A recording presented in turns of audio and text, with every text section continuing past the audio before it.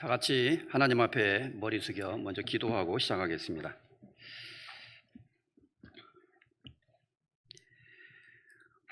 우리를 언제나 변함없이 사랑하시는 살아계신 거룩하신 하나님 아버지, 주님을 알지 못하고 죄 가운데 태어나서 온갖 죄를 지으며 하나님의 뜻을 거역하고 우리의 마음과 우리의 고집대로만 살아가던 어리석었던 저희들을 찾아주시고 우리가 받아야 될 율법의 저주와 심판을 주 예수님께서 십자가 위에서 우리 대신 받으심으로 보배로운 피를 흘리시고 그 피로 우리의 모든 죄를 깨끗이 그리고 영원히 씻어주셔서 우리를 하나님 앞에 의롭다 하시고 거룩한 자녀 삼아주신 그 크고 놀라운 은혜 앞에 감사와 찬송을 드립니다.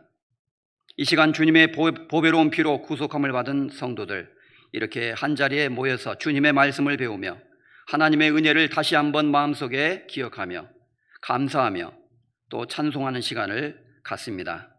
우리의 마음을 일깨워 주시고 또 우리에게 필요한 말씀으로 계속 가르쳐 주셔서 우리가 이 말씀을 통하여 하나님의 고귀한 뜻을 알고 우리의 삶 속에서 나타내시고자 하시는 하나님의 계획과 하나님의 역사 가운데 순종함으로 참여할 수 있도록 인도해 주시기를 간절히 소망합니다. 우리의 마음의 눈을 열어서 하나님의 말씀에 기이한 것을 보게 하시고 우리가 배우는 바 이 귀한 하나님의 말씀이 한마디도 땅에 떨어지지 아니하고 우리의 마음속 깊숙한 곳에 떨어져서 우리의 양심 속에 열매를 맺고 하나님을 기쁘시게 하는 풍성한 열매로 가득 찰 수 있도록 우리의 마음과 우리의 삶을 더욱 채워주시기를 주님께 간구드립니다.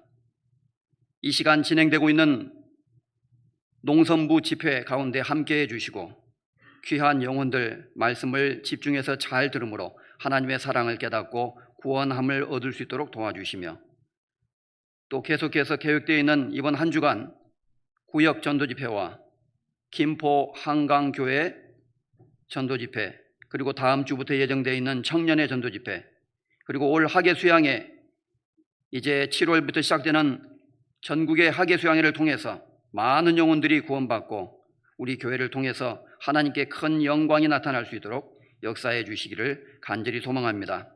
또 저희 의정부 교회에서도 미리부터 준비해서 귀한 영혼들을 주님 앞으로 인도하고 많은 영혼들이 구원받아서 하나님께 영광이 되는 시간으로 이번 여름을 축복해 주시기를 간절히 소망하며 또 모든 성도들 한 사람도 이 거룩한 역사 가운데 낙오되지 않고 함께 기쁜 마음으로 참여해서 주님의 은혜를 체험하는 시간이 될 수 있도록 도와주시기를 간절히 원합니다.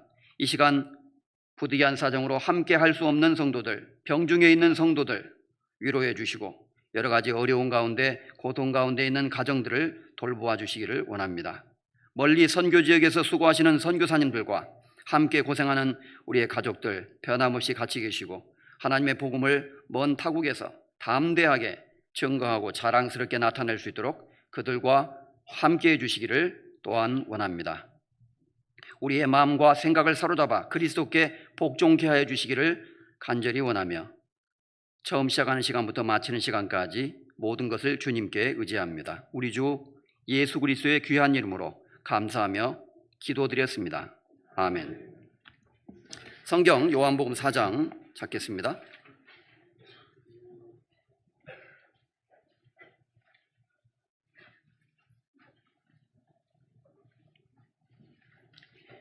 신약성경 148페이지 요한복음 4장 27절에서 36절까지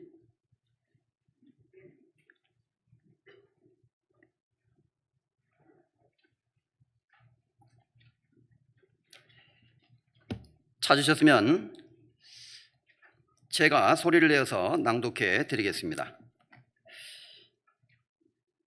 이때 제자들이 돌아와서 예수께서 여자와 말씀하시는 것을 이상히 여겼으나 무엇을 구하시나이까? 어찌하여 저와 말씀하시나이까? 묻는 이가 없더라. 여자가 물동이를 버려두고 동네에 들어가서 사람들에게 이르되 나의 행한 모든 일을 내게 말한 사람을 와 보라. 이는 그리스도가 아니냐 하니 저희가 동네에서 나와 예수께로 오더라. 그 사이에 제자들이 청하여 가로되 랍비여 잡수소서. 가라사대 내게는 너희가 알지 못하는 먹을 양식이 있느니라.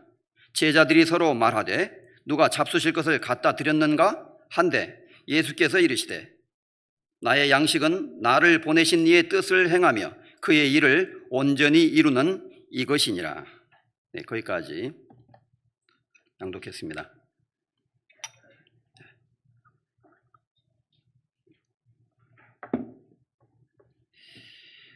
교회 소식에 중간에 하계 수양의 실시 계획이 나와 있습니다. 7월 12일부터 1차 수양회가 시작이 되고 저희 의정부교회에서는 8월 15일에서 18일까지 제7차 수양회에 함께 참석하도록 예정이 되어 있습니다. 1차 수양회는 약 한 달 정도 남아 있고요. 저희 차수는 2달 정도 남아 있습니다. 우리 교회는 1년에 여름에는 꼭 전국의 교회들이 이렇게 함께 모여서 새로운 영혼들을 초대하고 인도해서 복음을 함께 전하는 귀한 복음의 행사를 갖고 있습니다. 동계 수양회는 이미 구원받은 성도들이 또 함께 모여서 구원받은 이후에 우리의 생활에 대해서 더 풍성히 말씀을 배우고 어떻게 우리가 살아야 할지, 또 세계 선교를 위해서 그리고 전도를 위해서 무엇을 해야 될지를 이미 구원받은 그리스도인들에게 전하고 또 함께 그것을 배우는 시간이고요.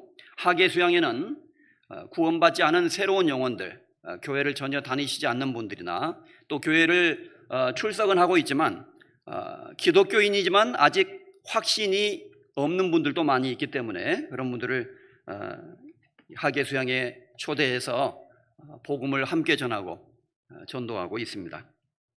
신명기 16장 16절에 보면 하나님께서 구약 시대에 이스라엘 백성에게 말씀하시기를 너희 모든 남자는 여호와의 택하신 곳에 나타나서 무교절과 칠칠절과 초막절에 하나님 여호와의 앞으로 나와서 하나님께 보이라 이렇게 말씀하셨고, 출애굽기 23장에도 1년 3차 3번에 걸쳐서 내게 절기를 지킬지니라 이렇게 말씀하신 구절들이 있습니다.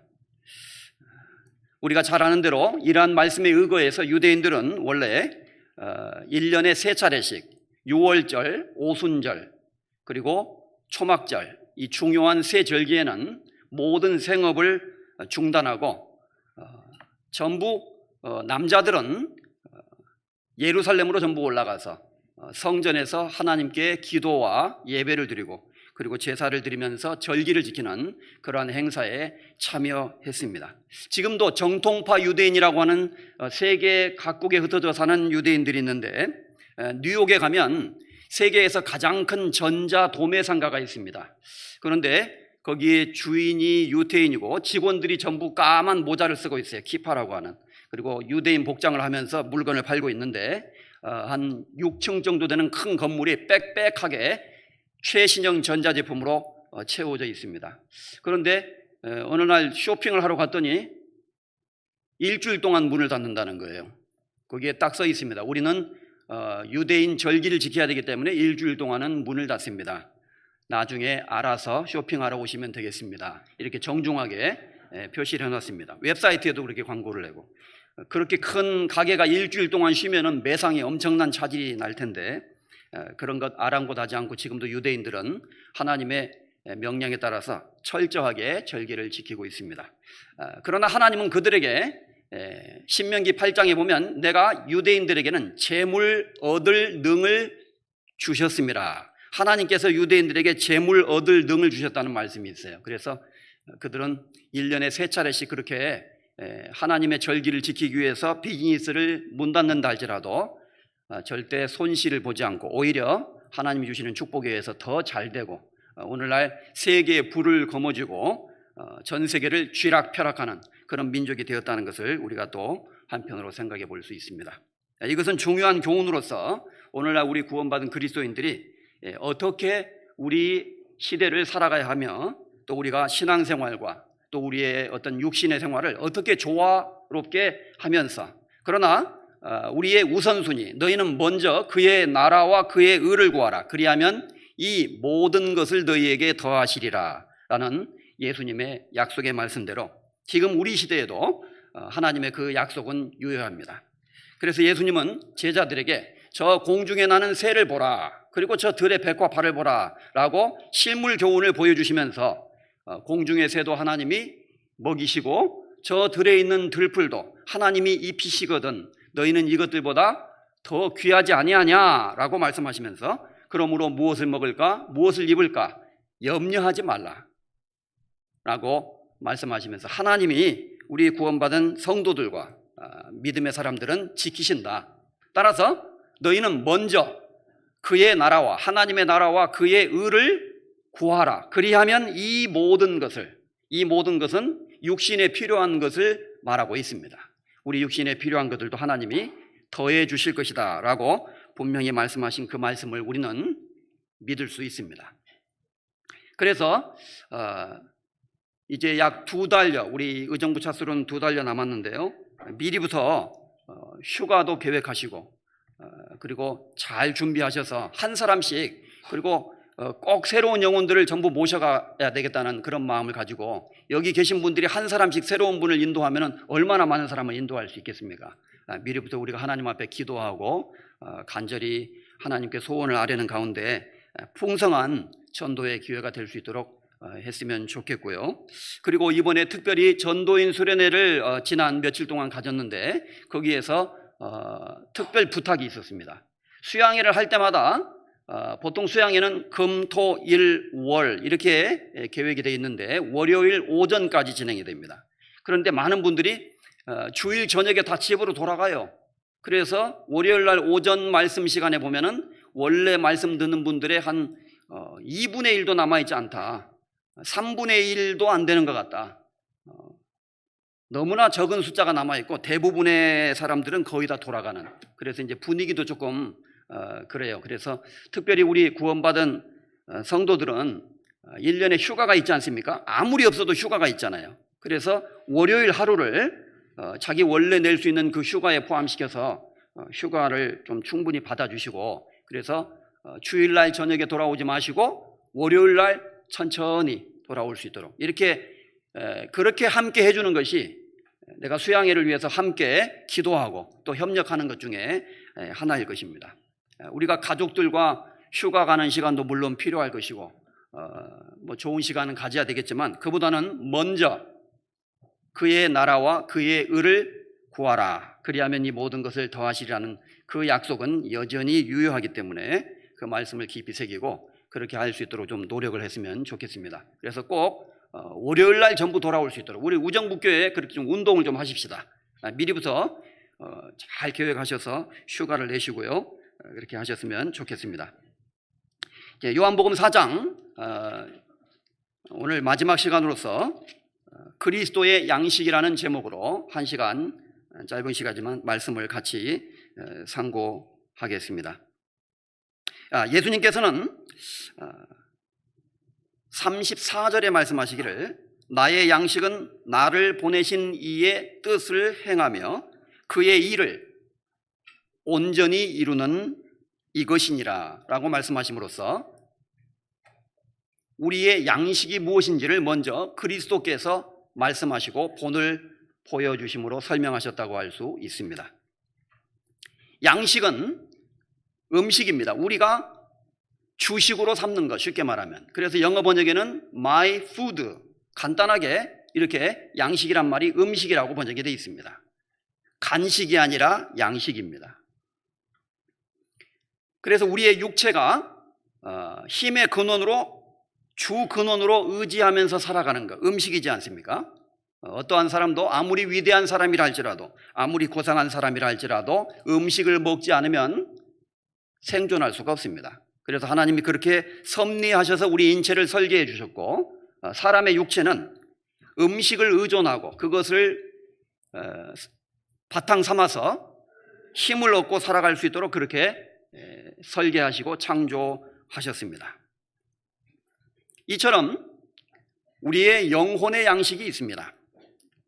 사람이 떡으로만 살 것이 아니요 하나님의 입에서 나오는 모든 말씀으로 살 것이니라 라고 예수님은 마태복음 4장에서 말씀하시면서 사람에게 필요한 것은 우리의 육체는 떡을 필요로 하지만 떡으로만 살 것이 아니요 하나님의 입에서 나오는 모든 말씀으로 살 것이니라. Every word, 각각의 모든 하나님의 말씀이라고 말씀하셨습니다. 이 성경 전체에 기록된 수많은 말씀들이 있는데 그 중에 필요 없는 것은 아무것도 없습니다.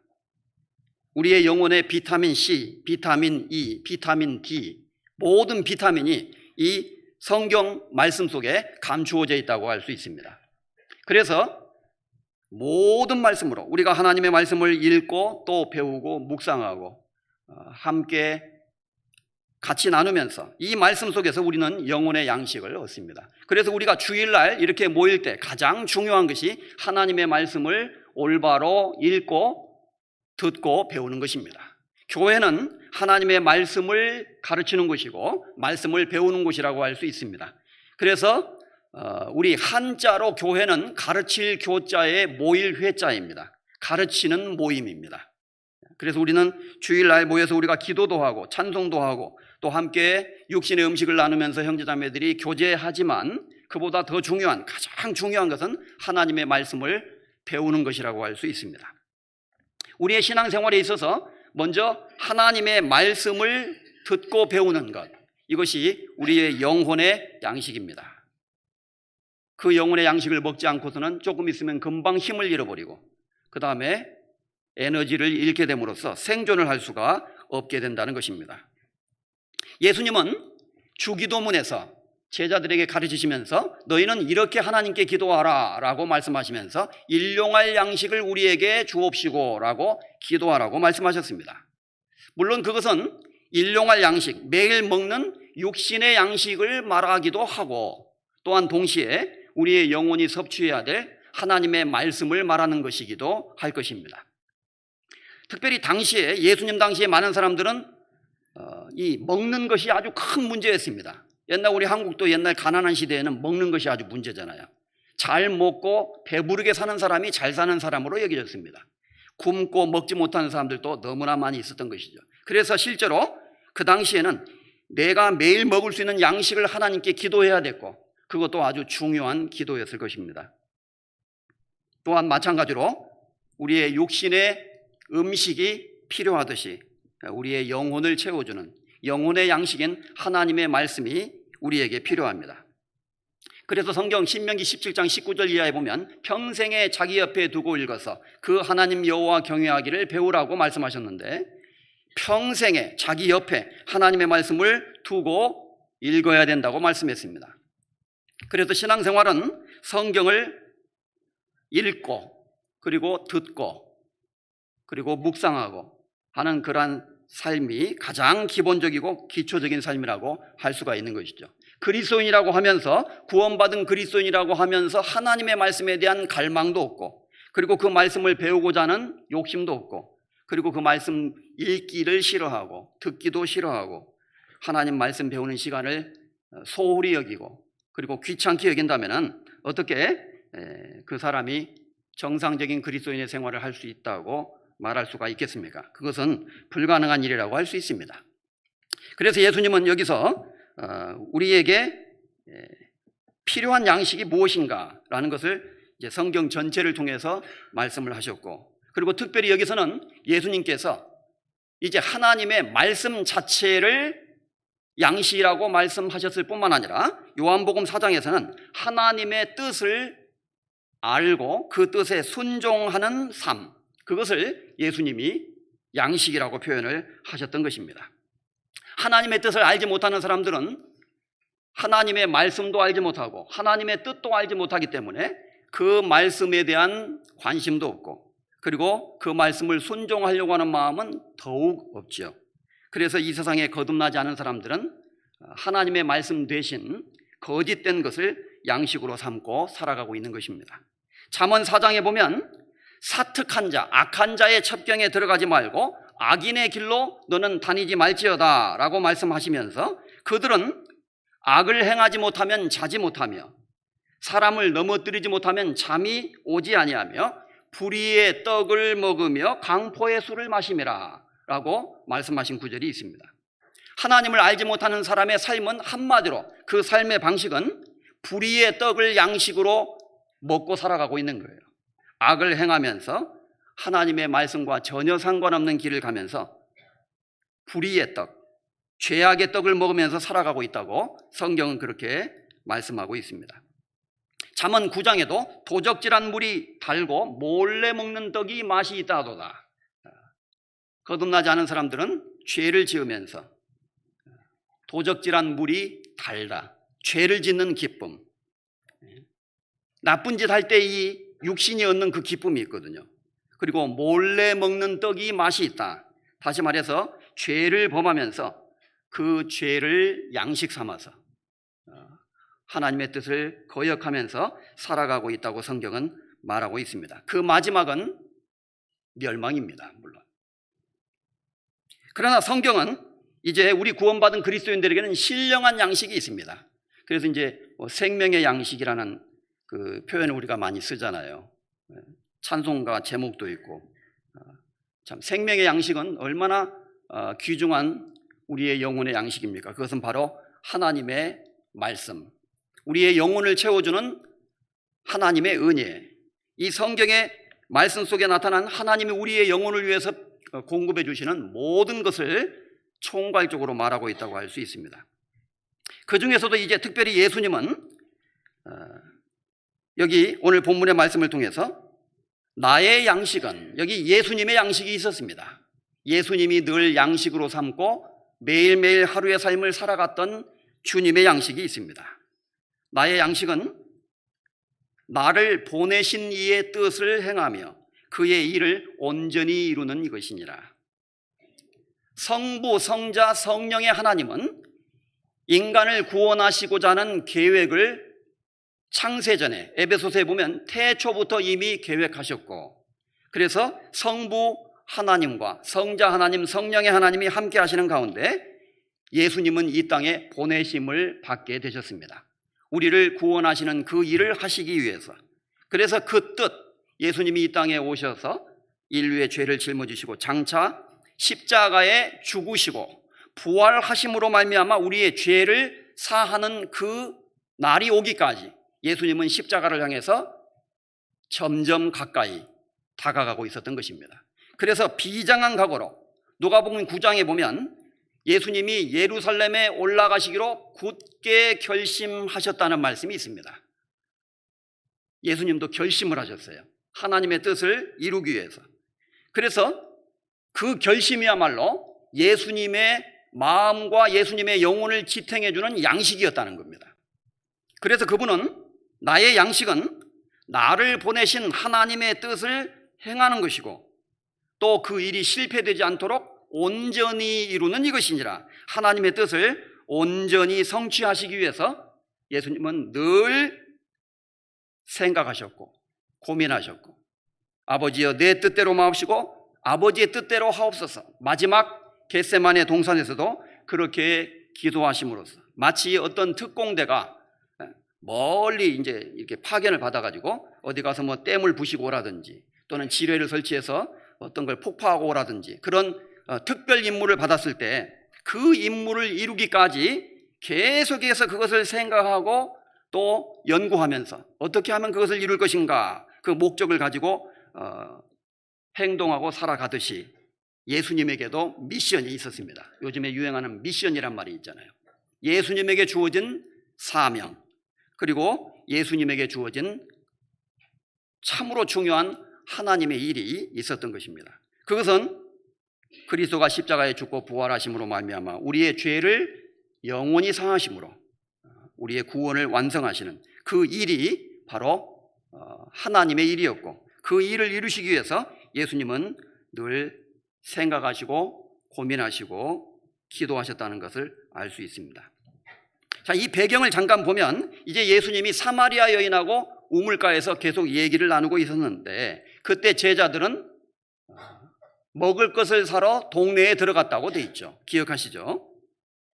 그래서 이제 제자들이 먹을 것을 사서 예수님이 오신 우물가로 왔을 때 예수님이 사마리아 여인과 대화를 나누고 있는 것을 보았습니다. 그리고 제자들이 청하여 가로되 31절에 보면 랍비여 잡수소서. 청했다는 말은 간청했다 이렇게 표현이 되어 있습니다. 그래서 예수님, 이제 때가 많이 지났습니다. 이제 음식 드시고 말씀을 그래도 하셔야죠. 드셔야 됩니다. 이렇게 적극적으로 제자들이 권했다는 뜻입니다. 아마 식사를 해야 될 시기가 조금 지났던 것 같습니다. 그래서 제자들은 예수님이 시장할 것을 예상을 했고, 그래서 예수님에게 청하면서 잡수실 것을 권했죠. 그런데 이때 예수님이 그 말씀을 하십니다. 32절에 가라사대 예수님이 말씀하셨습니다. 내게는 너희가 알지 못하는 먹을 양식이 있느니라. 제자들이 서로 말하되 누가 잡수실 것을 갖다 드렸는가? 음식을 좀 드시는 것이 좋겠다고 예수님에게 권하자 예수님이 하시는 말씀이 괜찮다. 나는 내가 먹을 양식이 따로 있느니라. 누가 예수님에게 먹을 것을 갖다 드렸는가 벌써? 벌써 드셨나 보다. 이렇게 오해를 했다는 것입니다. 그런데 예수님이 말씀하시는 그 먹을 것, 그 예수님의 양식은 육체를 만족하는 육체의 음식을 말하는 것이 아니었다는 것을 일부러 이 성경이 말씀하고 있습니다. 그때 34절에 결론적으로 말하고 있죠. 예수께서 이르시되 나의 양식은 나를 보내신 이의 뜻을 행하며 그의 일을 온전히 이루는 이것이니라. 너희가 넉 달이 지나야 추수할 때가 이르겠다 하지 아니하느냐. 내가 너희에게 이르노니 눈을 들어 밭을 보라. 희어져 추수하게 되었도다. 거두는 자가 이미 삭도 받고 영생에 이르는 열매를 모으나니 이는 뿌리는 자와 거두는 자가 함께 즐거워하게 하려 함이니라. 제자들이 먹을 것을 예수님에게 청하자 예수님은 나에게는 너희가 알지 못하는 또 다른 양식이 있다고 말씀하시면서 그것은 바로 하나님의 뜻을 행하고 그 일을 온전히 이루는 것이다 라고 말씀하시면서 이 말씀을 하셨던 것입니다. 다시 말해서 예수님은 그 사마리아 여인에게 개인적으로 지금 전도하고 계시잖아요. 복음을 전하시면서 하나님의 말씀을 설명하심으로 이 영혼에 목말라 있었던 사마리아 여인, 죄에 대한 해법을 찾지 못하고 양심의 가책과 삶의 고통 가운데 살아가고 있던 이 사마리아 여인에게 복음을 전해서 하나님의 영생의 선물을 주시기 위해서 예수님은 열심히 말씀을 전하고 계셨던 거예요. 그리고 이제 장차 그 사마리아 여인이 구원을 받아서 자신만 구원받을 뿐만 아니라 사마리아 동네에 들어가서 나의 행한 모든 것을 말한 사람을 와 보라, 이는 그리스도가 아니냐 이렇게 말하면서 사람들에게 전도를 하게 되었고, 그래서 30절에 보면 저희가 동네에서 나와 예수께로 오더라 이렇게 되어 있죠. 많은 사람들이 이제 예수님께로 와서 복음을 듣는 그러한 일들이 있었던 것입니다. 그래서 예수님은 그 사마리아인에게 전도하시고, 그리고 사마리아 여인의 전도를 통해서 예수님에게 오는 또 다른 영혼들에게 하나님의 복음을 전하시는 일이 너무나 막중했고, 또 그것에 더 큰 관심이 있었기 때문에 육신의 양식보다도 그 하나님의 일을 열심히 하는데 더 예수님의 열정이 가 있었기 때문에 그것을 말씀하시면서 예수님이 이 말씀을 하신 겁니다. 나는 음식은 먹지 못했다 할지라도 괜찮다. 나의 양식은 하나님의 뜻을 이루고 그것을 온전히 행할 수 있다면 그것으로 충분하다라고 말씀하심으로써 이것은 예수님이 육신의 음식은 필요 없다, 나는 그런 거 안 먹어도 된다, 그것을 말씀하려고 하는 것보다는 지금 당장은 그 음식을 섭취하지 못하신다 할지라도 하나님의 복음을 전하기 위해서 그 사마리아 여인과 그리고 많은 사람들에게 주의 복음을 전하는 그 일을 하는 것이 예수님에게는 더 급하고 중요하고 막중한 의미가 있는 일이었다는 것을 말씀을 하셨던 것입니다. 이것은 바로 우리 구원받은 그리스도인들에게 본을 보여주심으로써 우리가 신앙생활 하는 데 있어서 무엇을 우리의 양식으로 삼고 무엇을 더 중요시 여기면서 살아가야 할 것인가를 본을 보여주신 것이라고 할 수 있습니다. 예수님 여기 보면은 다른 성경에 보면요, 예수님이 열심히 전도하시면서 식사할 겨를도 없었는지라 이런 말씀이 있어요. 실제로 식사할 겨를이 없었던 경우가 있어요. 우리 전도인들도 이제 열심히 상담하고 하다 보면 계속해서 말씀을 전해야 될 경우가 있어요. 그러면 식사를 하지 못하고 이제 복음을 전하는 경우가 많지는 않지만 가끔 있습니다. 그런데 막 굶고 막 상담하면요, 나중에 막 정신이 막 해롱해롱해요. 막 눈이 빙빙 도는 것 같고. 그래도 마음은 이상하게 즐거워요. 힘이 나고. 예수님도 옛날 전도하실 때 식사할 겨를도 없이 그렇게 전도했던 때도 있었는데, 이렇게 해봐야 우리도 이럴 때 한번 경험해 볼 수 있는 거 아닌가, 이런 생각이 들기도 합니다. 그렇죠. 실제로 그렇습니다. 그래서 예수님은 식사할 겨를도 없이 하나님의 복음을 전하셨고, 이제 자기에게 나오는 많은 그 사마리아 사람들을 바라보시면서 이렇게 말씀하시는 거예요. 너희는 넉 달이 지나야 추수할 때가 이르겠다 하지 아니하느냐. 육신의 추수 시기는 아직도 넉 달 정도 남아 있었던 것 같습니다. 그러나 내가 너희에게 이르노니 눈을 들어 밭을 보라. 희어져 추수하게 되었도다. 너희의 말은 아직 추수하려면 시간 많이 남았습니다. 넉 달이나 기다려야 이제 이제 추수를 시작해야 될 겁니다. 이렇게 너희는 말할지 모르지만 사실은 하나님의 관점에서는 하나님의 추수 때는 이미 이른 것이다. 영혼의 추수, 이뤄진 영혼들에게 하나님의 복음을 전해서 그들을 주님 앞으로 인도하는 그 추수는 바로 지금이라는 사실을 강조해서 말씀하시기 위해서 일부러 이렇게 말씀을 하셨던 거예요. 그래서 예수님은 눈을 들어 밭을 보라. 제자들에게 저 밭을 좀 봐라.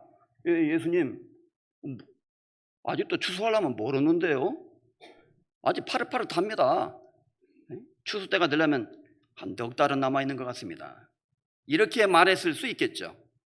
얘들아, 내가 말하는 밭은 그 밭을 말하는 것이 아니라 이 세상에 수많은 영혼들이 있는 이 밭을 보라는 말이다. 저기 특별히 이 사마리아에 수많은 이뤄진 영혼들이 지금 이 사마리아 여인의 전도를 받고 하나님의 복음을 듣기 위해서 지금 이렇게 나오고 있지 않느냐. 저 밭을 좀 보라, 그 말이다. 못 알아듣겠니? 아마 예수님이 이렇게 부연 설명을 하셨을지 몰라요. 아마도 그 당시에 수많은 사람들이 저기서 이제 이렇게 오는 그 모습을 보고요, 볼 때 마치 곡식들이 바람에 흩날리면서 이렇게 흩날리는 모습처럼 보였을 수도 있겠어요. 그리고 아마도 이것을 보면은 그 당시에 많은 사람들이 흰 옷을 입고 있었음에 틀림이 없습니다. 옛날 우리나라도 배그 민족이라고 하는데 염색하려면 돈이 많이 들어요, 사실은. 그래서 옛날 고대로 갈수록 부자들이나 이제 부유한 사람들이 옷을 염색을 해서 입는 겁니다. 보통 평민들은 흰색을 많이 입었다고 돼 있어요. 그래서 유대 역사나 문화를 기록한 그 책에도 보면은 옛날 유대인들은 주로 이제 평민들은 염색하지 않은 그런 옷을 많이 입었다고 합니다. 그래서 그 사마리아 사람들, 예수님의 말씀을 듣기 위해서 오는 수많은 사람들의 그 모습을 보시면서 예수님은 마치 희어져 곡식들이 추수할 준비가 돼서 이렇게 무르익어서 준비되고 있는 그 모습처럼 그렇게 보셨던 것입니다. 다시 말해서 제자들이 세상을 바라보는 눈과 예수님이 바라보는 눈은 전적으로 차이가 있었다는 거죠. 우리가 전쟁을 할 때도요, 중대장이 바라보는 눈하고 쫄병이 바라보는 눈이 다르다는 말이 있습니다. 그렇죠? 쫄병은 그냥 일단 적이 나타나면 총 쏘기에 바빠요. 그런데 중대장이나 대대장 이런 사람들은 더 많은 것을 생각하기 때문에 멀리 보면서 전략을 짜고 계획을 세우는 그런 안목이 있다는 것입니다. 예수님의 눈에는 이제 장차 수많은 사람들이 구원을 받아서 하나님께로 돌아와야 되는 그러한 일들이 있었기 때문에 이제 그 영혼들이 구원받을 것을 말씀하시면서 이렇게 말씀하셨던 것입니다. 요한복음 2장 23절에 보면 예수님이 예루살렘에서 계시니 많은 사람이 그 표적을 보고 믿었다라는 말씀이 있고, 요한복음 3장 22절에 보면 이후에 예수께서 제자들과 유대 땅으로 가서 거기 함께 유하시며 세례를 주셨다라는 말씀이 있고, 요한복음 4장에는 사마리아 여인에게 복음을 전하시는 내용이 나오고 있습니다. 사도행전 1장 8절에 보면 성령이 너희에게 임하시면 너희가 권능을 받고 예루살렘과 온 유대와 사마리아와 땅끝까지 이르러 내 증인이 되리라 라고 하신 말씀이 있습니다. 하나님의 계획은 지난 시간에도 이미 말씀드렸던 것처럼 유대인만 구원받는 것이 아니라 유대인 건너편에 있는 수많은 이방인들까지 구원받아서 하나님을 기쁘시게 하는 하나님의 백성, 하나님께 예배를 드리고 하나님을 섬기는 백성이 되는 것을 하나님이 계획하시고 원하셨어요. 그래서 이 복음이 예루살렘에서부터 시작돼서, 예루살렘은 유대 땅 안에 있는 겁니다. 수원, 경기도가 더 크잖아요. 경기도 안에 수원이 있는 겁니다.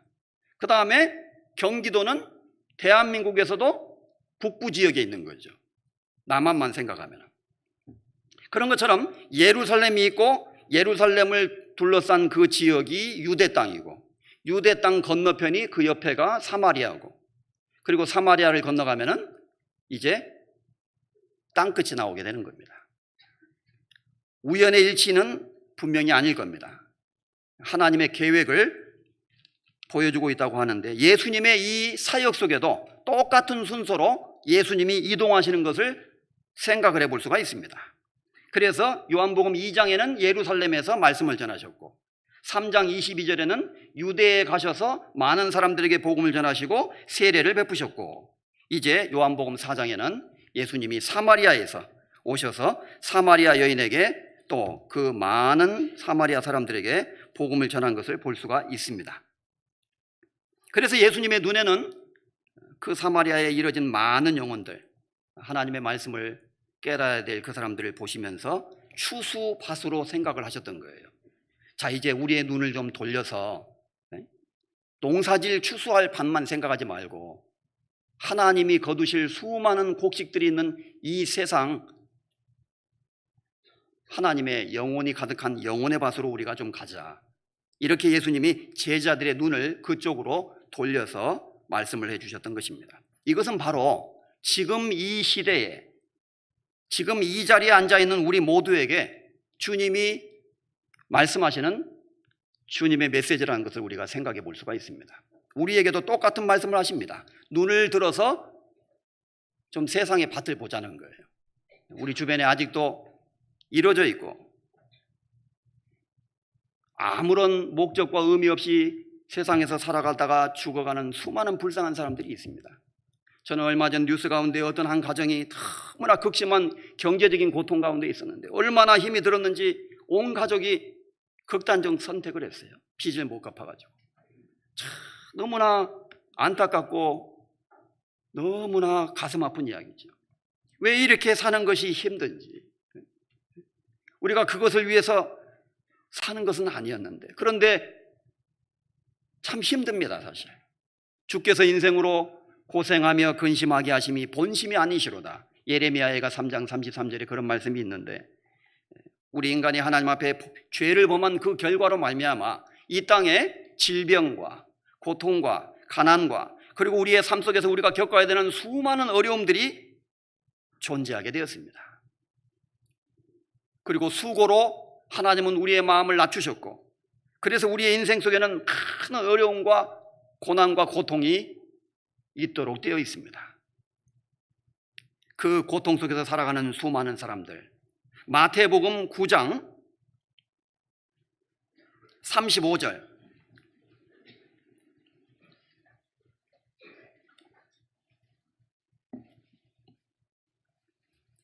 (14페이지) 마태복음 9장 35절에서 37절까지 조금 긴 성경입니다. 제가 읽겠습니다. 마태복음 9장 35절, 예수께서 모든 성과 촌에 두루 다니사 저희 회당에서 가르치시며 천국 복음을 전파하시며 모든 병과 모든 약한 것을 고치시니라. 무리를 보시고 민망히 여기시니 이는 저희가 목자 없는 양과 같이 고생하며 유리함이라. 이에 제자들에게 이르되 추수할 것은 많되 일꾼은 적으니. 38절 같이 읽겠습니다. 그러므로 추수하는 주인에게 청하여 추수한 일꾼들을 보내어 주소서 하라 하시니라. 예수님이 모든 성과 촌에 두루 다니사, 이 말은 여러 도시에, 이스라엘 땅에 있는 여러 도시, 시티, 성이라 그러니까 우리는 성 하면 이렇게 성벽이 쌓여져 있는 그런 것만 자꾸 생각을 하는데요, 성경에서 성은 시티, 도시를 말합니다. 사람들이 살고 있는 여러 촌락마다 성과 촌에 큰 도시, 작은 도시, 시골, 소도시까지 두루두루 다니셨다고 돼 있어요. 그러니까 예수님은 바쁘게 다니셨어요. 그래서 때로는 식사할 겨를도 없었고, 요한복음 4장 수가의 우물 곁에 예수님이 행로에 곤하여 우물가에 앉아 계셨습니다. 곤하여, 기진맥진하여, 영문 번역에는 그렇게 돼 있어요. 완전히 예수님이 거의 힘이 쫙 빠진 상태에서 아마 많이 걸으셨던 것 같아요. 그 당시에 귀족들은 말을 타고 다녔고, 조금 여유 있는 사람은 나귀를 타고 다녔습니다. 그보다 돈이 없는 사람은 그냥 걸어 다녀야 되는 거예요.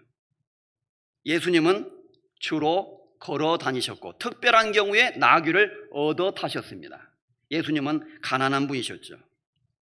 자, 그런데 우리는 지금 비행기 타고 다니고 좋은 자동차 타고 다니는데도 힘들어해요. 어떤 분은 막 전도하기 위해서 자기 차를 몰고 막 부산으로 갔다가 막 저기 또 뭐 대구로 갔다가 막 정신없이 다니는 분들이 있지 않습니까? 한 사람의 영혼이라도 복음을 전해서 주님 앞으로 인도하기 위해서 열심히 하는 그런 분들이 우리 주변에 있습니다. 예수님도 바쁘게 다니셨던 것 같아요.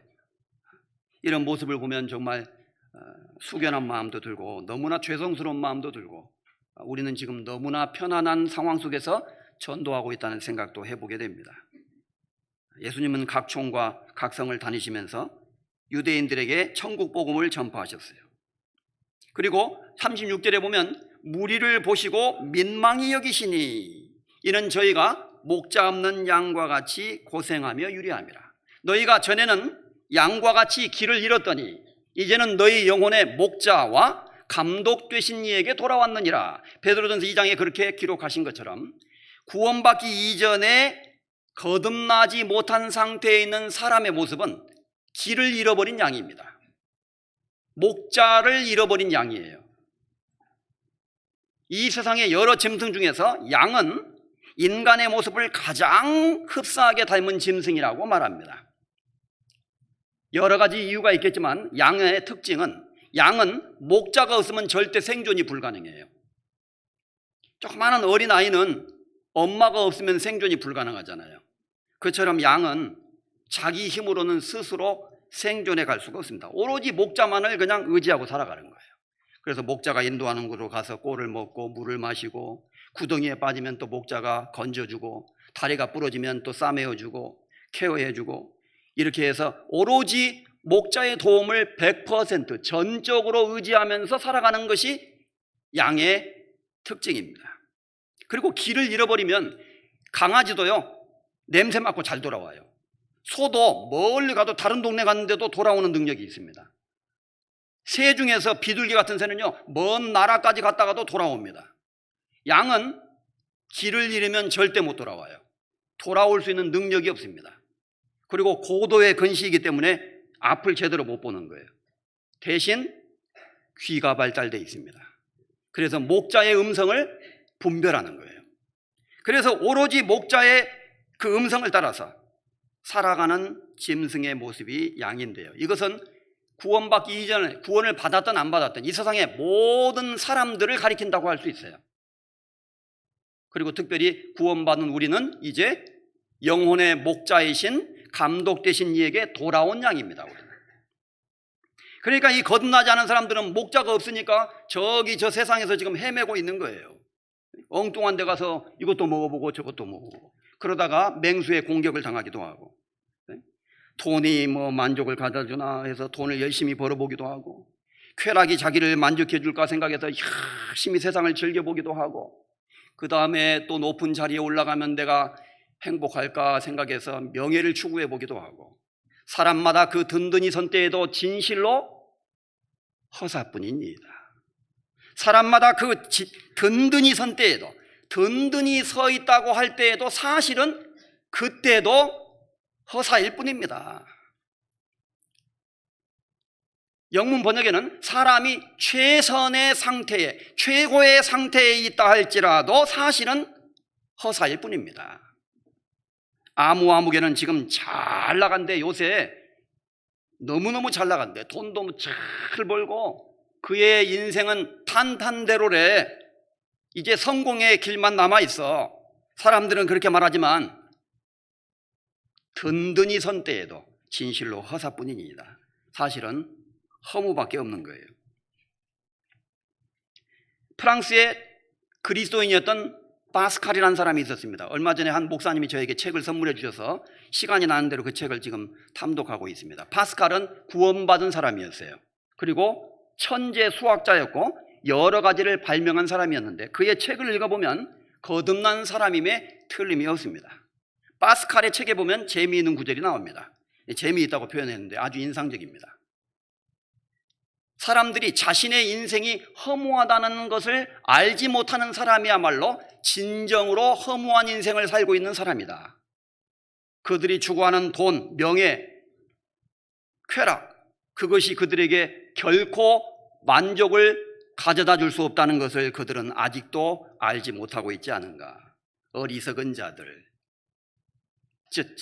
이런 식으로 파스칼이 표현을 해놨어요. 자신의 인생이 허무하다는 것을 알지 못하는 사람이야말로 진정으로 허무한 인생을 살아가고 있는 사람이다. 그렇죠. 그 말이 맞는 이야기 같습니다. 그래서 예수님은 그 무리를 보시고 민망히 여기시니 이는 저희가 목자 없는 양과 같이 고생하며 유리함이라.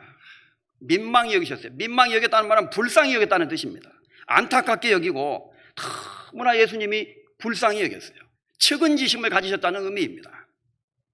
우리의 마음속에 구원받은 그리스도인의 마음속에도 이와 같은 영혼을 불쌍히 여기는 마음이 있어야 됩니다. 우리 주변에 우리가 만나는 사람들에게 이 사람이 잘 살고 있는 사람이든지 부유한 사람이든지 또 세상에서 잘 나가고 있는 사람이든지 사실 구원받은 그리스도인의 관점으로 볼 때는요 아직도 이루어져 있는 불쌍한 영혼이 틀림이 없습니다. 그래서 우리는 우리 주변에 만나는 사람들을 불쌍히 여기는 마음, 그 그리스도의 마음으로 그들을 바라보면서 예수님이 세상 사람들을 바라보시면서 민망히 여기셨던 것처럼, 여기 우리말 민망하단 말이에요. 민망해 이런 표현하는데 여기서 그 말은 그 뜻이 아닙니다. 동정심을 가지셨다. compassion. 그 동정심을 가지심으로 예수님이 그 사람들을 바라보셨다는 의미입니다. 이는 저희가 목자 없는 양과 같이 고생하며 유리함이라. 그래서 이 세상에서 너무너무 힘들고 어렵고 고생하면서 살아가는 사람들, 그 당시의 사람들은 얼마나 더 고생을 했겠습니까? 지금 우리는 그래도 먹는 것은 배불리 먹고 있어요. 옛날 사람들은요 먹는 것이 아주 큰 문제였습니다. 그래서 누가 그런 말을 하더라고요. 사람이 배가 고파서 먹을 것이 없을 때 그 당하는 서러움은요 표현할 수가 없대요. 비참함을 느낀다는 거예요. 아무것도 먹을 게 없어요. 온 가족이 그냥 서로 바라보면서 눈물만 흘리고 있다. 옛날에 우리나라에도 보릿고개라는 것이 있었지 않았습니까? 청년들은 뭔 말인지 잘 모를 거예요. 이거 설명하려면 복잡하고요. 한마디로 가난했던 시대가 있었습니다. 먹을 것이 없어서 산에 올라가서 나무 껍질을 벗겨가지고 그 소나무 껍질 사이에서 나오는 그것을 긁어서 먹었던 때가 있었다고 하죠. 그 당시에 사람들은 너무나 가난했고, 그리고 당시에 로마의 압제를 받아서 막 세금을 탈탈 털리고, 힘없고 약한 사람들은 더 서럽고 너무너무 고통스럽고 괴로운 인생을 살아가고 있었던 거예요. 예수님은 그들을 바라보시면서 불쌍히 여기는 마음을 가지셨다는 것입니다. 이 세상에 있는 모든 사람들은 그들이 아무리 육신적으로 풍요로운 상태에 있다 할지라도 하나님 눈에 볼 때는 가난한 사람에 지나지 않습니다.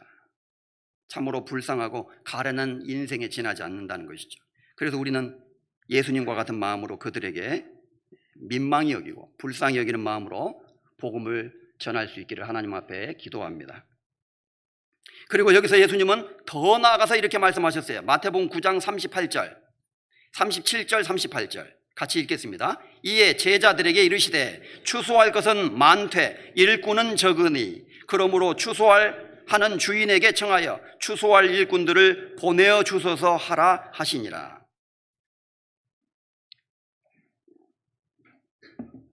이것은 예수님이 영혼의 추수를 말하는 것입니다. 장차 많은 영혼들이 예수 그리스도의 복음을 듣고 깨달음으로 말미암아 구원받아서 영생의 열매로 거두어질 것, 그 영혼의 추수에 대해서 말씀하셨던 것이죠. 그래서 요한복음 4장에서도 거두는 자가 이미 삭도 받고 영생에 이르는 열매를 모으나니, 그 말씀을 하셨던 것입니다. 뿌리는 자와 거두는 자가 함께 즐거워하게 하려 함이라. 하나님께서 우리에게 복음의 씨를 주셨고 우리가 그것을 함께 뿌리고 주님과 함께 복음 전하는 역사에 같이 뿌린다는 말은 동참하는 거예요. 복음을 전하는데. 그리고 거두고, 우리가 수양회 때도 함께 복음을 전하고 함께 씨를 뿌리고 함께 거두는 거예요. 겉으로 볼 때는 말씀을 전하시는 목사님들과 그리고 상담하는 전도인들만 씨를 뿌린다고 보일지 모르지만 사실은 우리가 다 함께 씨를 뿌리는 겁니다. 그래서 우리 교회는 정말 자랑스러운 교회입니다. 여러분, 그것만은 분명히 아셔야 됩니다. 우리는 우리 교회에 대해서 너무 자만심을 가져서는 안 될 것입니다. 절대 자만심은 조심해야 됩니다. 그러나 자부심을 가질 필요는 있습니다. 종종 말씀드리는 대로 세계 어느 곳에 가도 우리 교회처럼 전국에 흩어져 있는 교회, 그리고 전 세계 교회까지 하나로 연합해서 동일한 보조로, 동일한 성령으로 이렇게 복음을 전하는 교회는요, 정말 거의 없다고 할 수 있어요. 우리가 선교지에 가보면 그것을 더욱더 느낍니다. 얼마 전 통계에 보니까 우리 교회는 지금 전 세계에 1060여 개 선교하는 교회가 있습니다. 1060개. 안 놀래요? 그래서 목사님도 그 말씀하십니다. 이해가 안 된다고. 어쩌다가 이렇게 됐는지 모르겠다고. 하나님이 하신 일이라고. 그렇죠. 우리가 처음부터 선교사를 계획해서 보낸 것도 아니었습니다. 그러나 주님께서 자연스럽게 전도의 문을 열어주셔서 세계 곳곳에 많은 교회들이 생기게 하셨고 지금 우리 교회를 통해서 복음의 씨를 뿌리고 있는 것은 틀림이 없습니다. 물론 다른 사람들도 그 복음의 씨를 뿌리고 있겠죠. 그런데 우리 교회처럼 먼저 한국만 생각해 봐요. 200여 개가 넘는 교회가 한 몸이 되어서 한 뜻으로 동일한 보조로 함께 복음을 전하고 있습니다. 이런 교회는 없습니다. 그리고 전도 자료도 전부 같이 우리가 공유하면서 또 전도인들이 함께 모여서 늘 교제하면서 전도에 필요한 것들을 서로 배우고 서로 나누고 함께 기도하고 약한 교회를 위해서 더 기도해주고 함께 고민하고, 정말 우리는 하나의 단일 교회입니다. 만약에 이것을 단일 교회로 말한다면요, 기독교 역사상 이런 교회는 없을 거예요. 우리가 지리적으로 나누어져 있기 때문이지 사실은 우리는 한 교회지 않습니까? 제가 수양회 때 상담을 한 기억이 있는데 어떤 할머니가 목사님, 내 세상에 태어나서 이렇게 많은 사람 처음 봤습니다. 내 딸이 막 뭔지는 모르고 막 무조건 울고불고 하면서 어머니 와야 된다고 해서 내가 억지로 왔는데 내가 와서 보니까 막 내 초등학교 졸업하고는 나 이렇게 많은 사람 처음 봤어. 내가 뭔지는 모르겠지만 이 사람들이 보통 사람이 아닌 것 같은데 내가 한번 잘 들어보겠습니다. 이렇게 얘기하시더라고요. 그러니까 일단 수양회장에 데리고 오면은 사람들이 마음이 조금씩 열리게 되는 거예요. 예수님이 지나가실 때 그 옷자락이라도 붙잡음으로 나은 혈루증을 앓았던 여인이 나았지 않습니까? 옷자락이라도, 우리 찬송가에도 그게 나와 있는데. 그래서 이번 수양회 때도 우리가 함께 씨를 부리고 함께 열매를 거두는 이 거룩한 행사에 우리가 옷자락이라도 붙잡아야 돼요. 옷자락이라도. 그래서 어떻게든지 꼭 참여해서 내가 전도하고자 하는 영혼을 거기에 갖다 붙여야 되겠다, 그런 마음을 가지고 우리 함께 기도하십시다. 그리고 전도할 사람이 없는 분도 꼭 거기에 참여는 해야 돼요. 같이 휴가를 내어서 시간을 내고 이렇게 해서 우리가 함께 참여함으로써 귀한 영혼들을 추수하는 이 귀한 역사에 함께 참여해야 될 것입니다. 그러므로 추수하는 주인에게 청하여 추수할 일꾼들을 보내어 주소서 하라. 추수할 것은 많되 일꾼은 적으니. 이 말씀을 하실 때 아직 예수님의 제자들도 추수꾼으로서 완전히 성숙되지 못한 상태에 있었습니다. 제자들 중에 어떤 분이 랍비여 이렇게 예수님을 부르는 사람도 나오잖아요. 선생님, 아직 예수님을 하나님의 말씀을 잘 가르쳐주는 선생님 정도로만 생각하고 있었던 사람들도 있었습니다. 그리고 주님이 죽고 부활하신 그때에도 제자들이 처음에는 그 믿지 못했어요. 그리고 예수님이 죽기 전에 인자가 죽고 사흘 만에 살아나게 될 것이다 라는 말씀을 여러 차례 제자들에게 말씀하셨는데도 제자들은 그것을 잘 못 깨닫고 있었습니다. 그러니 이 제자들은 이제 갈릴리 신학교에 입학해서 3년 반 동안 원장님을 따라다녔지만 예수님은 갈릴리 신학교의 총장님이시고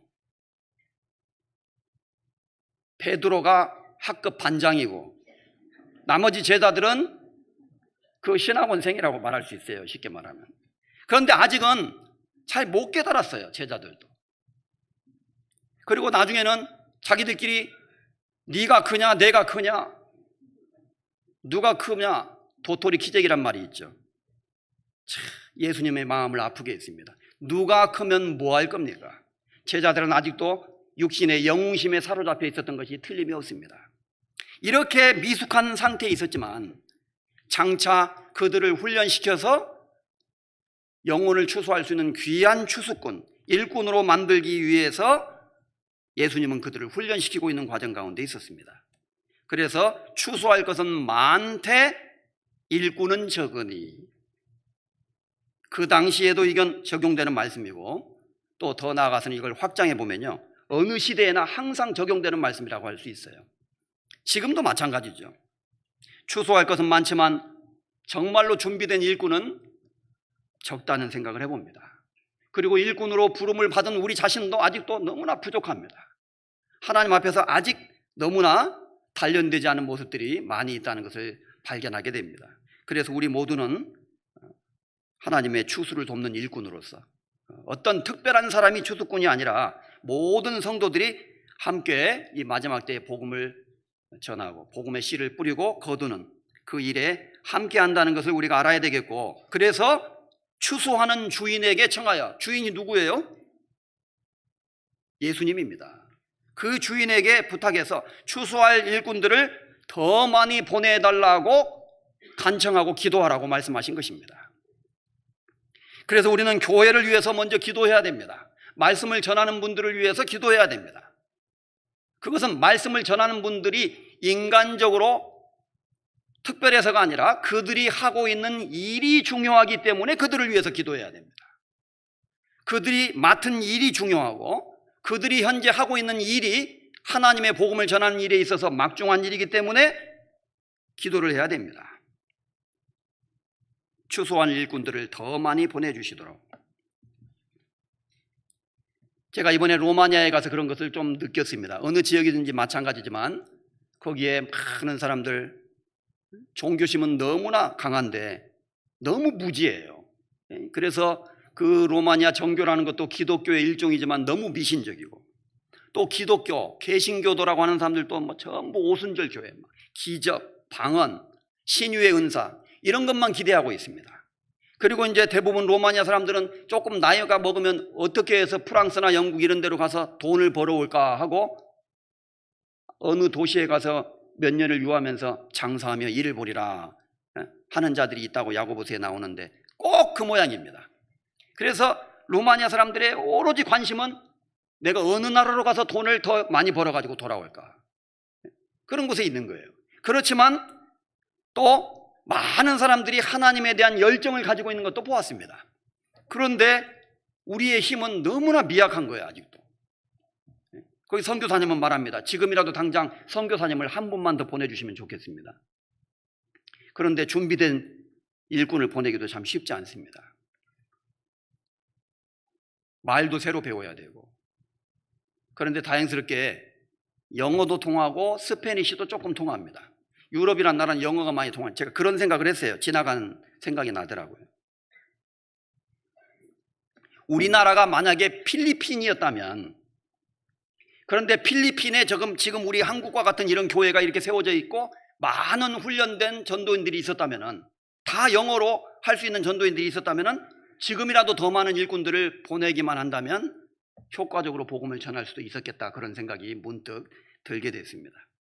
어쨌든 앞으로 몇 년이라는 시간이 우리에게 남아있는지는 모르지만 우리 교회 가운데서 하나님이 또 계획하시는 일이 있을 겁니다. 그래서 우리 청년들, 그리고 특별히 우리 교회학교 학생들이 잘 성장해서 앞으로 주님이 허락해 주는 이 시간 동안 하나님의 복음을 위한 일꾼들로 준비가 돼야 됩니다. 어제 수원교회 비전센터 교육관이죠, 말하자면은 비전센터 입당식이 있었어요. 그래서 거기 다녀왔는데 축사하시는 목사님도 말씀하셨고, 또 많은 분들이 이곳에서 장래에 복음의 일꾼들이 많이 배출되고, 또 우리 청년들이 잘 훈련받아서 선교사도 많이 나왔으면 좋겠습니다, 그런 얘기들을 하시는 것을 볼 수 있었습니다. 역시 구원받은 사람의 마음은요, 항상 전도에 가 있는 거예요. 우리 학생들이 잘 자라고 청년들이 잘 훈련받아서 복음을 전할 수 있는 추수 일꾼들이 더 많이 세워지기를 우리도 하나님 앞에 더 기도하고 더 많은 선교사가 배출될 수 있도록 해야 되겠습니다. 그래서 예수님은 여기서 많은 사람들에게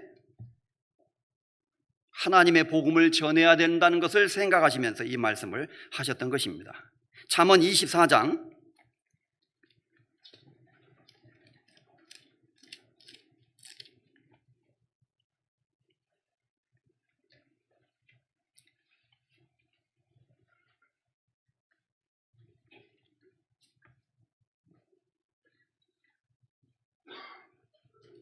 11절입니다. 11절부터 12절까지 936페이지 큰 소리로 같이 읽겠습니다. 너는 사망으로 끌려가는 자를 건져주며 살육을 당하게 된 자를 구원하지 아니치 말라. 네가 말하기를 나는 그것을 알지 못하였노라 할지라도 마음을 저울질 하시는 이가 어찌 통찰하지 못하시겠으며 내 영혼을 지키시는 이가 어찌 알지 못하시겠느냐. 그가 각 사람의 행위대로 보응하시리라. 이 말씀은 정말 엄중하고 너무나 소중한 말씀으로서 우리 구원받은 그리스도인에게 우리가 무엇을 위해서 어떠한 마음으로 살아가야 할 것인가를 항상 일깨워주는 말씀이라고 할 수 있습니다. 우리 주변에 이뤄진 영혼들에게 복음을 전하는 이 일에 우리 모두가 씨를 뿌리고 함께 거두고, 그 주인은, 추수의 주인은 주님이시지만 우리는 동참하는 일꾼들인데 그 일은 계속되고 있다는 것입니다. 우리 주변에 사망으로 끌려가는 자, 살육을 당하게 된 자들이 너무나 많이 있습니다. 이대로 살다가 그냥 죽으면 그대로 지옥 갈 사람들이잖아요, 다.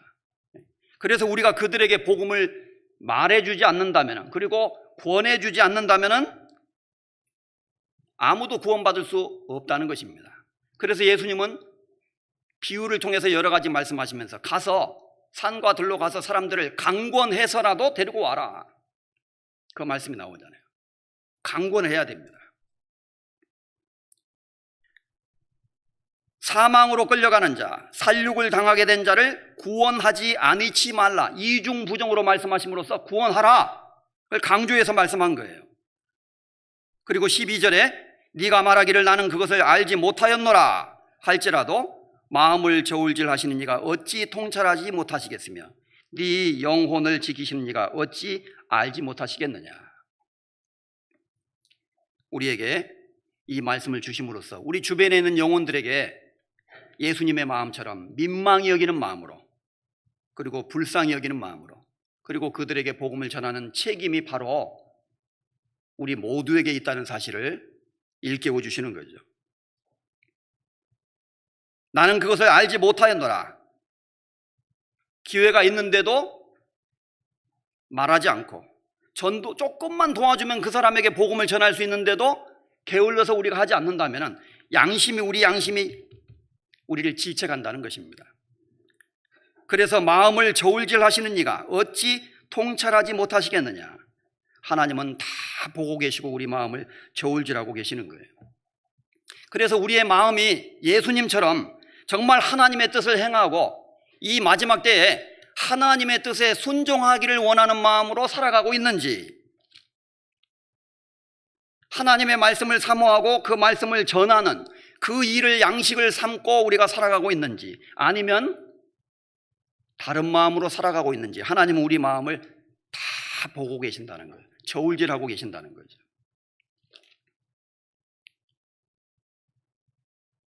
우리가 꼭 먹어야 될 양식이 있습니다. 그런데 우리 마음에 그러한 간절한 마음이 너무나 부족하다는 것을 느낍니다. 예수님의 마음은 그 마음으로 가득 차 있었습니다. 그런데 내 마음은 왜 이게 안 될까요? 너무 간식을 너무 많이 먹어서 그래요. 간식을 너무 많이 먹어가지고. 그래서 애들이 밥 먹을 때가 됐는데 애들 밥 먹어라 그러면 밥맛이 없어요. 왜 밥맛이 없어요? 오다가 군것질을 너무 많이 해버렸어. 쓸데없는 간식 너무 많이 먹으면요, 정작 밥을 먹어야 되는데 밥맛이 없어요. 밥맛이. 그리스도인들이 하나님의 말씀에 대한 갈망도 없고, 말씀을 배우고 읽는데도 무관심하고, 그리고 하나님의 복음을 전하는데도 무관심하고, 수양회가 오는지 그 연례 행사예요. 그냥 항상. 어떤 사람은 그런 사람 있어서는 안 되겠죠. 가서 그냥 얼굴만 보이고 점만 찍고, 표현이 좀 이상합니다. 점만 찍고 오면 된다고 혹시라도 생각해서는 절대 안 됩니다. 내 마음에 하나님의 말씀에 대한 열정, 그리고 전도에 대한 열정, 이런 것들이 더 많이 불타오르기를 하나님 앞에 우리가 간절히 기도해야 되겠습니다. 우리가 세상의 것을 아무리 얻는다 할지라도 하나님 중심으로 살아가지 못하면요, 사실 우리 영혼이 병들어가고 있는 거예요. 시편에 이런 말씀이 있습니다. 시편 106편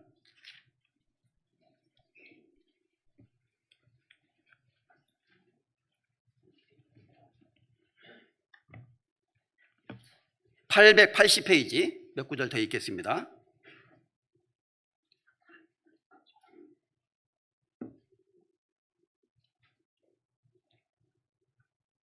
시편 106편 13절에서 15절입니다. 저희가 미구의 그 행사를 잊어버리며 그 가르치심을 기다리지 아니하고 광야에서 욕심을 크게 바라며 사막에서 하나님을 시험하였도다. 15절 같이 읽겠습니다. 여호와께서 저희의 요구한 것을 주셨을지라도 그 영혼을 파리하게 하셨도다. 여호와께서 저희의 요구한 것을 주셨을지라도 그의 영혼은 파리하게 하셨도다. 여기 광야에서 하나님의 기적을 보고 하나님께 감사하다가 미구에 오래가지 못해서 그 행사를, 하나님이 하신 일을 잊어버린 사람이 있어요. 우리가 구원받을 때 하나님 감사합니다, 뭐든지 할 수 있을 것처럼 그런 마음이 딱 들다가 조금 신앙생활 하면서 이제 그 마음이 식어질 수 있어요. 그 열정이 사그러질 수 있습니다. 나중에는 이제 열정이 사그러지면요, 교회 오는 것도 이제 종교적인 행사가 되는 거예요. 주일날인데 안 갈 수는 없고, 구역장님이 나한테 전화할 것 같기도 하고, 또 형제자매들이 안 보이면 내가 신앙생활 잘 못하는 사람으로 오해받을 것 같기도 하고. 그래서 교회 옵니까? 물론 그렇게라도 안 오는 것보단 나아요. 오는 게 더 좋아요. 그러나 그보다는 더 근본적인 열정, 주님을 사랑하고 하나님의 말씀을 사모하는 열정이 동기가 돼야 된다는 겁니다. 그 하나님에 대한 열정을 잃어버리게 되는 순간부터 우리는 종교인이 되기 시작합니다. 그래서 이 세상에 거듭나지 않은 사람들도 주일 성수한다고 주일 빠지면 지옥 가는 줄 아는 사람이 있어요. 꼬박꼬박 참석하려고 하는 사람들 있죠. 교회 안 오는 것보다는 낫습니다. 그러나 온전한 모습은 아니죠. 유대인들의 모습이 그랬습니다. 이제 광야에서 저희가 미구에 얼마 가지 못해서 그 행사를 잊어버리며 그 가르치심을 기다리지 아니하고 광야에서 욕심을 크게 바라며 하나님을 시험하였도다. 그래서 배고프다고 하나님께 고기를 달라고 요구하시니까 하나님 메추라기를 줘가지고 이빨에서 냄새가 날 정도로 먹여주셨잖아요. 여호와께서 저희에게 요구한 것을 주셨을지라도, 여기 중요한 말씀이 있어요. 주셨을지라도 그 영혼을 파리하게 하셨도다. 여기 프랑스 파리가 아닙니다. 영혼을 파리하게 하셨도다. 좀 어려운 말이에요. 그래서 사전에 찾아보면 고갈증, 영혼이 점점 메말라가는 고갈증, 이렇게 사전에 정의가 되어 있어요. 하나님이 그들의 육신에 요구한 것은 그래 먹으려면 먹어라 이렇게 주셨다 그 말이에요. 그들이 욕심을 부릴 때 하나님이 그들의 요구를 들어주셨지만 그들의 영혼은 메말라가고 있었다, 이런 의미입니다. 역설적인 표현입니다. 그래서 우리가 하나님의 말씀에 대한 열정을 잃어버리고 신앙생활에 대한 열정을 잃어버리고 그리고 형제자매들이 함께하는 이 전도하는 데 우리가 열정을 잃어버리고 내가 무엇이라도 좀 어떻게든지 해서 함께 도와야 되겠다는 그 마음을 잃어버리게 된다면 우리의 영혼은 지금 고갈증에 걸려가고 있는 거예요. 이 말씀에 의하면 빼짝, 전라도 말로 빼짝 말라가고 있는 거예요. 이렇게 하나님은 표현하셨습니다. 그래서 야고보서 5장에 불신자들, 하나님을 믿지 않고 세상의 재물과 세상의 욕심에 빠져서 살아가는 사람들을 가리켜서 말씀하시면서 너희가 땅에서 사치하고 연락하여 도살의 날에 너희의 마음을 살찌게 하였도다. 그 사람들은 땅에서 사치하고 즐기면서 일락을 좋아하는 자는 살았으나 죽었느니라. 그리스도인에게는 또 그렇게 경고하셨죠. 일락, 한가하게 시간을 보내고 세상을 즐기는 재미. 일락을 좋아하는 사람은 살았으나 죽었느니라. 살아있는 것 같지만 그 사람은 죽은 그리스도인이다. 지옥 간다는 뜻이 아니라 죽은 거나 마찬가지다 그 말이에요. 얼마나 무서운 말씀이에요. 여기 많은 그리스도인들이 있습니다. 여러분, 우리는 살아있는 그리스도인입니까? 아니면 죽은 거나 마찬가지인 그리스도인입니까? 하나님 앞에 우리는 살아있는 그리스도인이 되기를 원합니다. 그래서 저희의 그 상태를 사치하고 연락하여 도살의 날에, 하나님이 마지막 심판하시는 이 날이 가까이 오고 있는데 그 도살의 날에 도살장에 소를 잡듯이 마지막 심판의 날을 집행하려고 하는데 너희의 마음을 살찌게 하였도다. 그 마음이 쭉 늘어져 가지고 세상에 도취해 살아가고 있다는 뜻입니다. 시편 119편 70절에 저희의 마음은 살쪄 지방 같으나 나는 주의 법을 즐거워하나이다.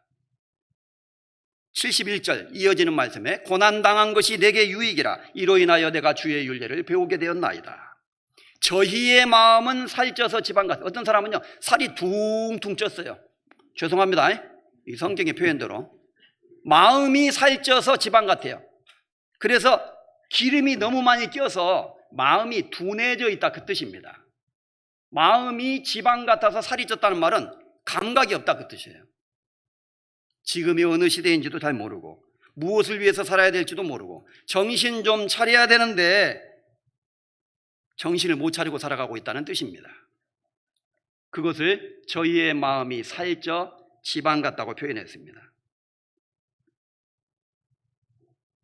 그 영혼이 점점 말라져가는 고갈병에 사실은 걸린 거죠. 그러나 시편 기자는 말합니다. 고난당한 것이 차라리 나에게 유익입니다. 이것을 통해서 내가 주의 율례를 배우게 되었나이다. 하나님은 고난이라는 양식을 또 우리에게 주십니다. 그리스도인들이 신앙생활을 잘하고 하나님의 말씀을 순종하기 위해서 그 말씀에 복종하고 있는 상태, 그것이 양식입니다. 그래서 예수님이 광야에서 40일 동안 굶주리셨습니다. 고통을 받고 아무것도 먹지 못하셨어요. 예수님은 굶주리고 계셨습니다. 그러나 예수님에게는 양식이 있었습니다. 사람이 떡으로만 살 것이 아니요 하나님의 입에서 나오는 모든 말씀으로 살 것이니라. 그때 예수님의 양식은 하나님의 말씀을 의지하고 그 어떠한 고난 속에서도 하나님의 뜻을 알고 거기에 복종하고자 하는 마음, 그 마음으로 예수님이 40일 동안의 굶주림을 견디셨다는 뜻입니다. 그 하나님의 말씀에 순종하고자 하는 예수님의 마음이 하나님이 주시는 양식을 먹고 있는 상태였어요. 그래서 사실은 때로는 하나님은 굶주림이라는 양식을 우리에게 주십니다. 고난이라는 양식을 우리에게 주십니다. 때로는 우리에게 고통이 주어지고 괴로움이 주어지고 많은 어려움이 있지만 사실은 하나님이 그때 우리에게 먹이시고 계시는 기간이에요. 그래서 우리는 하나님이 주시는 그 열망, 하나님의 뜻을 행하고자 하는 간절한 소원, 그런 것들이 우리에게 더욱 있기를 하나님 앞에 소원합니다. 요한복음 6장 38절.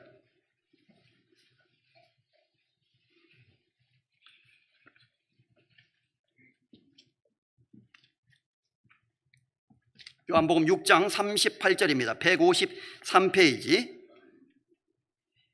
내가 하늘로서 내려온 것은 내 뜻을 행하려 함이 아니요 나를 보내신 이의 뜻을 행하려 함이니라. 나를 보내신 이의 뜻은 내게 주신 자 중에 내가 하나도 잃어버리지 아니하고 마지막 날에 다시 살리는 이것이니라. 40절 같이 읽겠습니다. 내 아버지의 뜻은 아들을 보고 믿는 자마다 영생을 얻는 이것이니 마지막 날에 내가 이를 다시 살리리라 하시니라. 네. 예수님의 양식은 고난 속에서도 하나님의 뜻에 순종하는 것이 예수님의 양식이었습니다. 그래야만 우리를 구원하는 역사가 완성되기 때문입니다. 마귀는 예수님을 부추겼습니다. 네가 만일 하나님의 아들이여든 이 돌덩이를 명하여 떡덩이가 되게 하라. 마귀가 예수님을 유혹했습니다. 예수님의 능력은 자신의 허기짐을 달래기 위해서 돌덩이를 떡덩이로 만드는 그 하찮은 일에 사용돼서는 안 됩니다. 예수님은 그 마귀의 시험을 이기고 40일 동안 끝까지 굶주림을 참아내시면서 시험을 이기시는 승리를 이루셔야 돼요. 그리고 장차 십자가에 죽으셔야 돼요. 피를 흘리셔야 돼요. 그것이 하나님의 뜻이었습니다. 그래서 예수님의 능력은 당장의 배고픔을 해결하는 데 사용돼서는 안 되고 하나님의 큰 뜻을 이루기 위해서 사용이 돼야 됩니다. 마귀는 순간적인 필요를 위해서 그리스도인의 능력을 사용하도록 부추깁니다.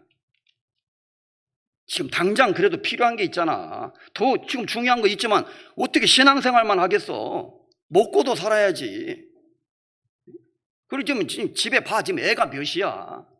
지금 아직도 지금 월세 살고 있잖아. 이렇게 우리 마음을 충동질할 수 있습니다. 우리의 능력을 하나님의 뜻을 알고 거기에 순종하는 데 사용하도록 성령님은 우리를 부추기십니다. 그래서 빌립보서 2장 13절에 너희 안에서 행하시는 일은 하나님이시니 자기의 기쁘신 뜻을 위하여 너희로 소원을 두고 행하게 하시나니. 하나님의 기뻐하시는 뜻이 내 마음의 소원도 되고 그것으로 끝나지 않고 그 다음에 행하게 하시나니 그랬어요. 너희 안에서 행하시는 일은 하나님이시니. 정말로 구원받은 그리스도인들은 그 안에 하나님이 계십니다. 성령께서 인도하십니다. 그리고 그 성령은 하나님이 원하시는 것이 우리 마음의 소원이 되도록 우리의 마음을 인도하셔요. 주님이 좋아하시는 것을 내가 좋아하도록, 주님이 원하시는 것을 내가 소망하도록.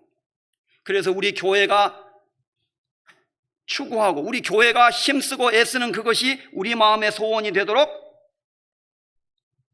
역사해 주십니다. 이건 틀림이 없습니다. 그리고 그것이 우리의 소원이 되고 또 행하게 하시나니 하나님 걸 행할 수 있도록 만들어 주셔요. 그래서 예수님은 내가 온 것은 내 뜻을 행하려 함이 아니요 나를 보내신 이의 뜻을 행하려 함이었다라고 말씀하심으로써 항상 하나님의 뜻에 자신을 복종하는 것을 늘 생각하셨어요. 이것은 우리에게 분명 중요한 교훈이 됩니다. 우리 마음의 소원, 내가 추구하는 것, 하나님의 뜻에 복종하고 하나님의 그 역사에 함께 참여하는 그것이 바로 우리의 영혼의 양식입니다. 그리고 그게 좋은 거예요, 사실은요. 그래서 구원받은 그리스도인들은요, 그 양식을 먹고 살 때 마음에 진정한 행복과 기쁨이 있습니다. 수양에 가면요, 땀 흘리고 고생하고 수고하고 그리고 인도한 영혼들이 또 구원받고 하는 걸 볼 때 막 우리 마음이 너무너무 기뻐지잖아요. 이번에 그 기쁨 가운데서 함께하는 여름이 됐으면 좋겠습니다. 같이 기도하시겠습니다. 하나님 아버지, 감사드립니다. 오늘 우리 구원받은 그리스도인들이 무엇을 양식으로 삼고 어떻게 이 시대를 살아야 할지에 대해서 하나님의 말씀을 통해서 상고했습니다. 예수 그리스도의 그 말씀을 깊이 생각하면서 하나님의 뜻을 행하고 그 뜻을 온전히 이루는 것을 양식으로 삼으신 주님을 본받아서 우리도 주님의 뜻을 더욱 알고 그 뜻을 행할 수 있기를 간절히 소원합니다.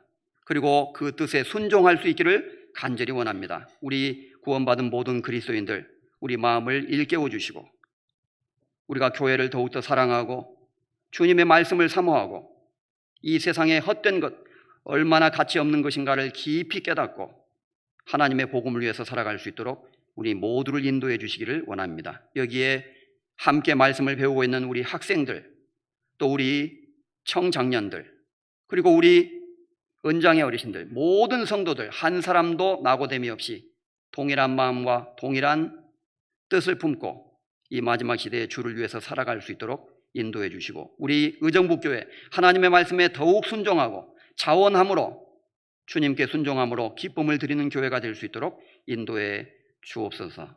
우리를 죄에서 구원해 주신 우리 주 예수 그리스도의 이름으로 감사하며 기도드렸습니다. 아멘.